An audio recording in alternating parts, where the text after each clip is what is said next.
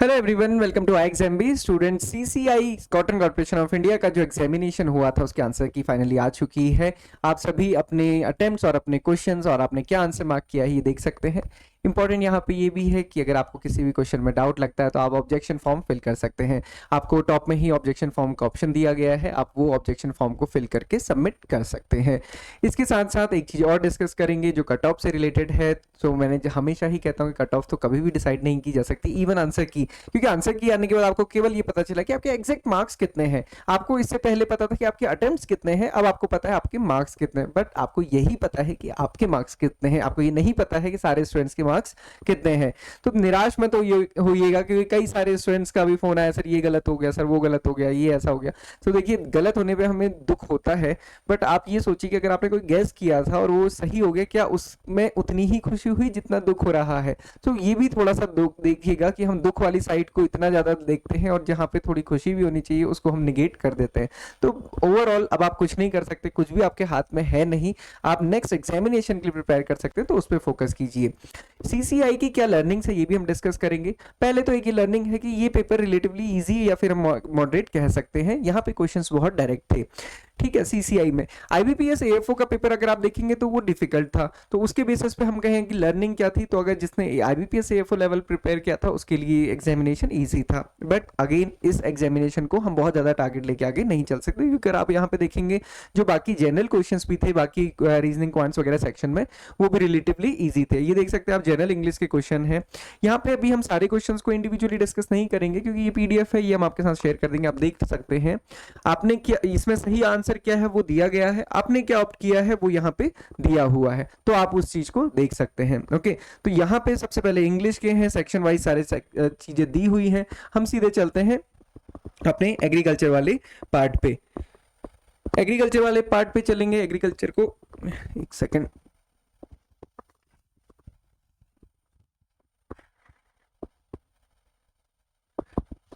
Agriculture वाले part में agriculture वाले क्वेश्चंस को हम देखेंगे, बट ये एंटर क्यों नहीं हो रहा है,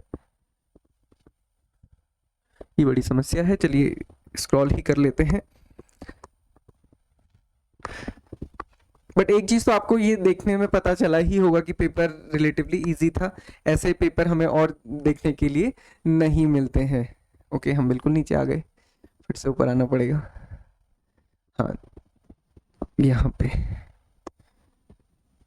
GE के क्वेश्चंस के बाद आप देखेंगे आपको क्वेश्चंस मिलेंगे एग्रीकल्चर के सब्जेक्टिव नॉलेज में। अब आप देखेंगे ये क्वेश्चंस कुछ हमने एग्जाम के बाद भी डिस्कस किए थे। लाइक सबसे पहला क्वेश्चन जो यहाँ पे दिया हुआ है कि जहाँ पे प्रॉफिट मेकिंग, वो भी फ्यूचर प्राइस के ट्रेंड के बेसिस पे हम डिस्कस करते हैं, तो उसको क्या बोला जाता है? तो उसको स्पेक्युलेटिव मार्केट या फिर स्पेक्युलेशन ही कहा जाता है ना। हम इस बेसिकली सोचते हैं कि क्या हो सकता है, जो मार्केट है वगैरह वो इस पर काफ़ी चलती है। FIRB का वो पूछा गया था कि ये किस क्रॉप के लिए सूटेबल है। बहुत डायरेक्ट क्वेश्चन थे, बेसिक क्वेश्चन थे, इजी क्वेश्चन थे।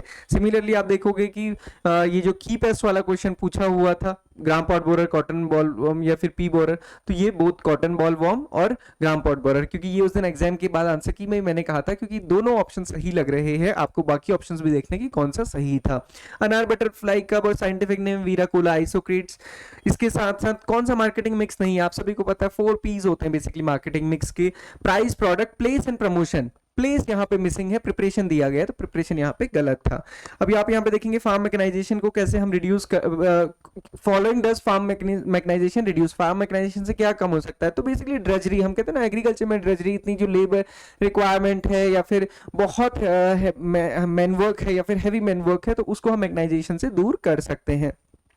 National centre for organic farming Ghaziabad में है। फूड ग्रेन मार्केट एग्जांपल किसका है? रीजनल मार्केट्स की, रीजनल लेवल पे ये मार्केट्स होती हैं। Primary pest of the storage Rhyzopertha dominica. और इसके साथ साथ जो ग्राम स्टेनिंग है, ग्राम स्टेनिंग किसमें होती है? बैक्टीरिया में। ग्राम स्टेनिंग से हमें क्या पता चलता है? ग्राम पॉजिटिव है कि ग्राम नेगेटिव है, किसके बारे में पता चलता है? बैक्टीरिया के लिए। तो ये किस टाइप का स्ट्रेनिंग है? ये डिफरेंशियल स्ट्रेन होता है। अब बाकी भी ऑप्शन आप देखेंगे ना, acid strain, acid fast strain, salt strain, ये ऐसे कोई वर्ड बहुत ज्यादा यूज नहीं होते हैं। स्टैट्स का क्वेश्चन था यूनिटलेस मेजर ऑफ डिस्पर्शन। तो यूनिटलेस किसकी यूनिट नहीं होती है? तो कोफिशिएंट्स की तो कभी भी किसी कोई भी जो मेजरमेंट है या हम कह सकते हैं यूनिट, वो नहीं हो सकती है। Range of medium range, what is the range of weather forecasting? तो उसकी क्या रेंज होती है? जनरली 3 to 10 डेज ये रहती है। अगेन जैसे इस टाइप का क्वेश्चन है, और एक और क्वेश्चन था, इसको थोड़ा सा हम डिफिकल्टी लेवल हायर में रख सकते हैं, या फिर जैसे उन्होंने पूछा था क्रीडा का जो मीडियम टाइप टिलेज है वो किस में आता है, तो उसको हम थोड़ा सा रख सकते हैं, क्योंकि इन जनरल इतनी बारीक चीजें हम जनरली नहीं ऑब्जर्व करते हैं। हालांकि जो ये ऑब्जर्वेशन वाला है ये मेट्रोलॉजी में कई बार हम डिस्कस करते ही हैं कि कितने दिन में ये रहता है। IIPR कहाँ है? आई थिंक ये तो इजी क्वेश्चन रहा होगा। फोटोसिंथेटिक पिगमेंट्स जो पाए जाते हैं वो क्लोरोफिल है। डेप्थ ऑफ मीडियम प्लाइंग, तो ये 15 to 20 है। आप देखेंगे उससे पहले जो होती है जिसको हम शैलो भी बोलते हैं, तो वो जनरली 15 से कम होती है, और 15 से कम होती है या फिर इसके इक्विवेलेंट हमारा सेकेंडरी टिलेज ऑपरेशन होता है। जब 15 से ऊपर जाती है तो वो प्राइमरी टिलेज ऑपरेशन में आती है, और फिर वो डीप टिलेज या फिर मीडियम टिलेज में आता है। लीजा लो एक्सटर्नल इनपुट सस्टेनेबल एग्रीकल्चर, कौन सी टाइप की मार्केट है जहां पे केवल एक बायर होता है? तो उसको हम मोनोप्सोनी मार्केट कहते हैं, जिसमें बायर एक ही है। मैंने आपसे लास्ट वीडियो में बोला था कि आप मेरे को एग्जाम्पल बताइएगा, मेरे को एक बार चेक करना पड़ेगा कितने स्टूडेंट्स का एग्जाम्पल बताइए, फिर से कोशिश कीजिएगा। सीसेम की वैरायटी पूछी थी, डिफिकल्ट क्वेश्चन हम कह सकते हैं क्योंकि RT46 से सीधे दिया हुआ है। सॉइल फ्लोरा, कौन सा सॉइल फ्लोरा है? नीमेटोड नहीं, अर्थवर्म नहीं, प्रोटोजोआ नहीं, इंसेक्ट्स है, तो केवल actinomycetes. Based on morphology weeds are not classified, किसके बेसिस बोला? मॉर्फोलॉजी, मतलब प्लांट के फीचर्स के बेस पे कौन सा क्लासिफिकेशन नहीं है। सेजेस है ना, सेजेस होती हैं या फिर ग्रासेस होती है, ब्रॉड लीव है, मतलब ये क्या है? फीचर्स बताए हैं। बट एनुअल वीड क्या है? एनुअल वीड क्या है? This is the classification based on the duration, तो ड्यूरेशन की बेसिस पे, तो ये क्लासिफिकेशन मॉर्फोलॉजी की बेसिस पे नहीं है। Similarly which country leads the total area में? इंडिया लीड करता है। ग्राम स्टेनिंग के लिए सैफ्रनिन यूज किया जाता है काउंटर के लिए, काउंटर स्टेन जो होता है। CCS ये जयपुर में है, CCS नियम। Planting of succeeding one crop before the harvesting, तो ये क्या है? Relay race. सो बेसिकली जैसे रिले रेस में होता है ना, हम खुद रुकने से पहले बैटन दूसरे को पास करा देते हैं, तो सेम चीज यहाँ पे भी है। Nitrites are oxidise to nitrates, ये नाइट्रोबैक्टर करता है। Indian institute of sugar cane Lucknow में हर्बिसाइड एट्राजीन जो होती है वो प्री इमर्जेंस टाइप की हर्बिसाइड है। Zoological name of silkworm bombyx mori. Again in किसी भी एग्जाम इन किसी भी क्वेश्चन में, क्योंकि क्वेश्चन इतने सारे इतने डायरेक्ट हैं, तो इसमें लग नहीं रहा कि किसी को भी बहुत ज्यादा एक्सप्लेन किया जाए। क्वेश्चन को एक्सप्लेन करना, या फिर क्योंकि अगर आप देखेंगे जैसे ये भी है, the growing of grasses in rotation with the grain crops as a soil conservation measure is called, क्या हम उसे कहते हैं? तो आपको पता है कि जैसे हम आपने जब भी डेफिनेशन में देखा होगा, ग्रास या फिर पल्सेस को अगर हम क्रॉप रोटेशन में यूज करते हैं तो उसको हम ले क्रॉप्स कहते हैं। टाइप्स ऑफ क्रॉपिंग में ये आता है। अब बाकी ऑप्शन भी अगर आप देखेंगे, ऑर्गेनिक फार्मिंग नहीं हो सकता, वो सीधे आपको पता चल रहा है। रिसेशन फार्मिंग का कोई मतलब नेचुरल फार्मिंग, तो मतलब यहाँ पे जो ऑप्शंस भी हैं वो भी बहुत इजी, या फिर हम कह सकते हैं ऐसे दिए जिनमें कंफ्यूजन रिलेटिवली कम है। बाकी क्वेश्चंस भी देखेंगे। इंसेक्ट जुवेनाइल हार्मोन मेथोप्रीन है। इसके अलावा आप देखेंगे soil responsible for the cycling nutrients like phosphorus and sulphur, वो क्या है? Bacteria. When was the Cotton Supply Association founded in Britain? ये थोड़ा सा डिफिकल्ट था क्योंकि हिस्ट्री से काफी रिलेटेड हो गया था, बट अगेन अगर आप इसको देखेंगे तो ये आपको वेबसाइट पे मिल जाएगा। Okay, the Indian state leads in the cotton production, तो वो गुजरात है। मार्केट वर्ड कहाँ से आया है? लैटिन वर्ड है, हिमानी हमने डिस्कस किया था। ओल्डेस्ट मेथड कंट्रोलिंग वीड की क्या है? Hand weeding. सबसे पुरानी क्या है? हाथ से ही तो उखाड़ा जाता था। Okay, free living aerobic nitrogen bacteria क्या है? Azotobacter. Black arm angular leaf spot किसकी वजह से होता है? बैक्टीरिया की वजह से। ज़ैंथोमोनास कंपस्टेरिस पैथोवैराइटी मालवेसियरम, मैंने पिछली बार भी आपको बताया था ना। तो ये इंजन से रिलेटेड थे। हनी बी कास्ट में ये वर्कर्स क्या होते हैं? तो स्टाइल फीमेल होती है। मेजर ऑब्जेक्टिव और इंटीग्रेटेड फार्मिंग सिस्टम, तो इसमें तीनों ही ऑप्शन है, ये भी करेक्ट है। उस टाइम पे भी हमने डिस्कस किया था कि आपको देखना होगा कि उसमें कौन सा ऑप्शन सही था। ऑर्गेनिक फार्मिंग के father Albert Harvard, and weeding is the best done during the vegetative phase of vegetative growth of weeds before flowering and seed formation, क्योंकि उसके बाद फिर डेफिनेटली बहुत ज्यादा नुकसान होगा, क्योंकि ग्रेन फिलिंग स्टेज या फिर हम कहते हैं जो इकोनॉमिक पार्ट है वो हमारा फॉर्म हो रहा है।